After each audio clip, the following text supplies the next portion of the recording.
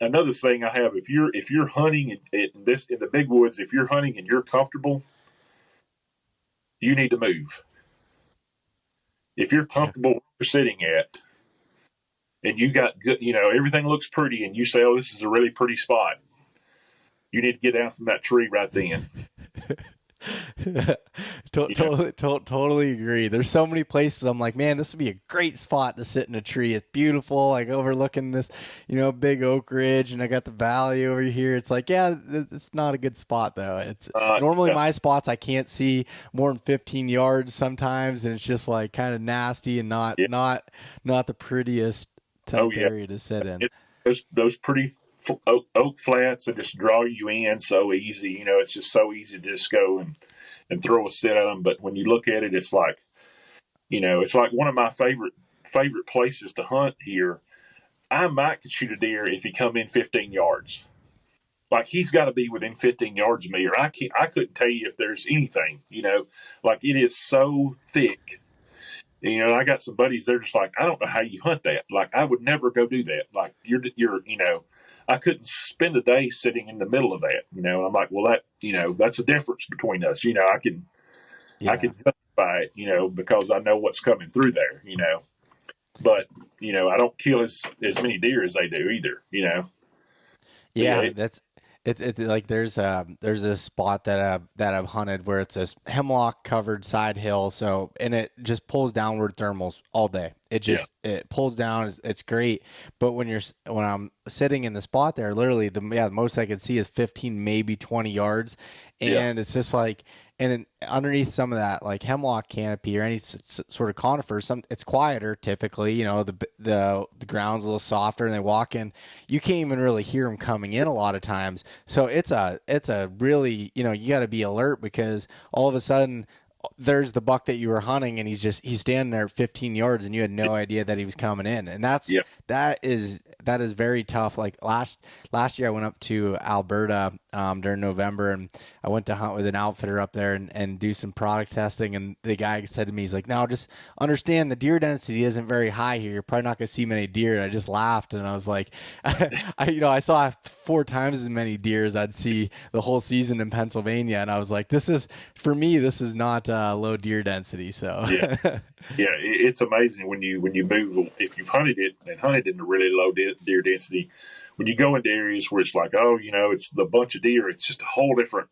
They don't act the same. It's just completely. It's a completely different deer. yeah, And so here the deer.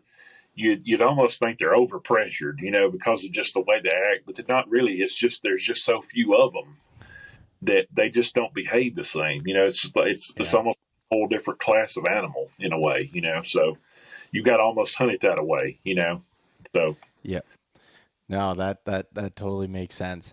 And like I said, I just think it's so awesome that you're in Alabama, I'm in Pennsylvania, and the more I talk to the guys all over, there's so many of us that are hunting these big woods, hill country, mountainous type areas, all different regions, and there's so many similar trends. Like, the food might be a little bit different, and the cover might look a little different, or different plants and trees, but it's all relatively the same when you think about it. And it's pretty neat. There's a lot more of us out there that are dealing with some of these struggles and having to hunt this way than I originally thought.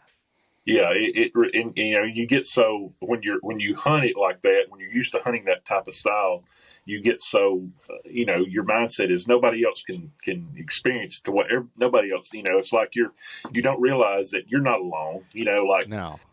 and when you start talking to other guys, it's like, wow, everybody else, I'm not the only one that's having to deal with this, this issue at all, because it is, when you do hunt the big woods and you hunt the low deer density areas like that, it's like I said, you almost got to have a defeatist, not a defeatist mindset. You got to have your confidence in yourself that you can get it done, but you got to realize that I'm not gonna go out every day and see a deer, and you got to be okay with that. If you can be okay with that, you got 1 foot ahead of everybody else. It's the Yep. ones that can never accept that I can go out a day and hunt, or go out 3 days. I mean, I hunted 11 days straight last year, at the prime time of our season during the bulk of our rut and saw a total of one deer during 11 days. Yeah. Like that's tough. Like that really beats your ego down. And I have all this information. Like I've done all this trail camera, and you almost feel like, well, I'm just a crappy hunter. Like Yeah. and go out for 11 straight days and see one deer. But then that 12th day, I didn't close the deal on a deer. I think I missed the deer, but all it takes is that one day. Like, and then your confidence is back. So it's Yeah. really just a continuation of building your confidence up, and just knowing that eventually, I'm going to have that chance. I got to capitalize on it. Yeah, that's the same way it was for me last year. It was like four days of not seeing a single deer, and I hadn't seen a single buck in 2 weeks, really. Like, I mean, I was hunting pretty dang close to every day, and then all of a sudden, last light there, that I shot my buck, and all of a sudden it was done, and I was like, oh, this Yeah. is great. It went from the lowest of lows to the highest of highs in a split second. Yeah, that's the way it is. The big woods hunting is like that. It's a lot of grind it out until you can't, and that's when it's usually, it's always seems for me, it's always that when I'm least expecting it, that's when it happens. Yeah, and it always was like it was always difficult when when I would, like, okay, so say I'd have a week or a week and a half to take a vacation, during the rut. I was like, oh, is that going to be enough time? And you talk to people from other areas, like, what do you mean? Like, that's not going to be enough time. I'm like, I need the whole season, really. Like, it's not, no matter how much scouting you do, all this different stuff, if you're trying to hunt mature deer, like, it's really, really difficult. Yeah, and for me, that I've told some other people this too. Hunting this style, like I may put in 3 years on one buck.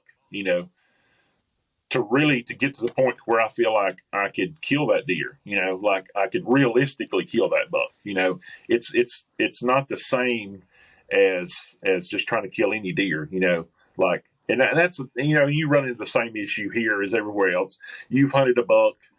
I've had 3 or 4 years worth of data. It's like one of the bucks I was after last year. A guy killed it Thanksgiving. I had the opportunity to hunt him the day before he killed him. And I didn't. I didn't take that time that I knew where the buck was going to be. And sure enough, the buck got killed the next day. I go pull my card, and the buck was right where I should have been the day before. Like if I'd have just been there and pushed myself that extra day, I would have had that opportunity. I would have killed the buck that I'd been chasing for 3 or 4 days. But instead, some guy walking back to his truck, the deer crossed in front of him and stood in the road, and he shot and killed him. So like, those things just happen. But it does. For me, it takes 2 or 3 years worth of data to really have a confidence that I can, hey, I think if everything works right and I have that day to hunt, I can kill this buck on this day. And it like I said, it takes years sometimes to kill a buck. Yeah, no, it 100% does, and it's just, I guess I'm not at the point yet, but the more I talk to, I don't think there's very many people that hunt these types of areas that can just go in every year and figure out one buck and kill them, and that's why I'm always like, I might be hunting a specific deer, but I typically I'll shoot other deer that would come into that area, but I always have backup spots, and I'm learning of these other deer while I'm hunting another deer, because I know I can't just like hunt 3 years for one deer, he gets killed, and then try to go restart and learn another one. It's got to be like kind of coincided there, because it is so difficult, and they all have their own little tweaks and things that they like to do.